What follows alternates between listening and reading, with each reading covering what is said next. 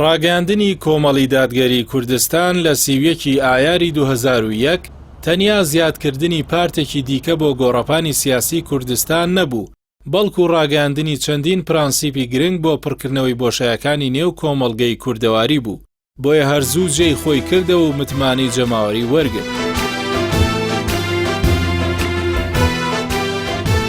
کۆمەڵ هەر لە سەرەتاوە بڕوای بە مەدەنیبوونی خەبات و تێکۆشانی کوردستانی هەبوو، گەرچی باڵی سەربازیشی چالاک بوو، بۆیە ئەو بنەمایە وای کرد لە دوای ڕوخاندنی ڕژێمی بەعز بڕیاری کاری مەدەنیدا بەو هیوایی هەرێمی کوردستان و عێراق ببنە خاوەنی دامەزراوەی دەستوری و یاسایی، گەرچی ئەو خەونە نەهاتە دی و تا ئێستاش پارتی خاوەن میلیشیا و چەکداری حیزبی جونگەکانی سیاست کۆنتڕۆڵ دەکەن.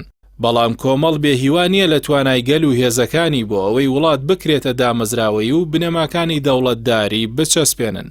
یەکێک لە پرانسیپە گرنگەکانی کۆمەڵی دادگەری داکۆکی بۆ لە مافی ستەم لێکراوان جا لە ناوخۆی هەرێم و عێراقدا بوو بێت یا لە جوگرافیای ناوچەکە و خۆرهەڵاتی ناوەڕاستدا بوو بێت.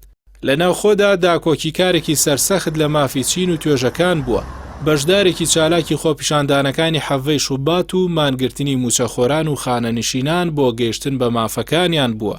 بەگشتی داکۆکی لە چینی هەژاری وەکو ئەرکێکی شەرعی و یاسایی سەرشانی خۆی زانیوە و لەو پێناوەشدا بازی زۆری کەوتۆتە سەر. لە هەولێر بینیا لە بەغدایەک بەیامی بەرەی گەلین لە تێکۆشان بەردەوامی.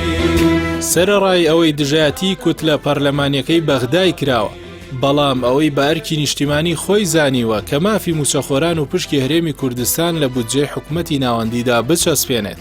ئەگەر خوێندنەوە هەڵەکانی دەسەڵاتدارانی کوردستانیش نەبوایە، ئەو هەوڵانە کوردستانیان لە زۆر نەهامەتی دەپاراست. کۆمەڵی دادگەری کوردستان بڕوای وا بووە بزوتنەوەی ڕزگاری خوازی گەلەکەمان جیانیە لە بزوتنەوە ڕزگاری خوازیەکانی ناوچەکە بۆ گەیشتن بە مافی چارەنووس و ئازادی و مافە دەستوریەکان و مافی مرۆڤ و هاوڵاتی بوون.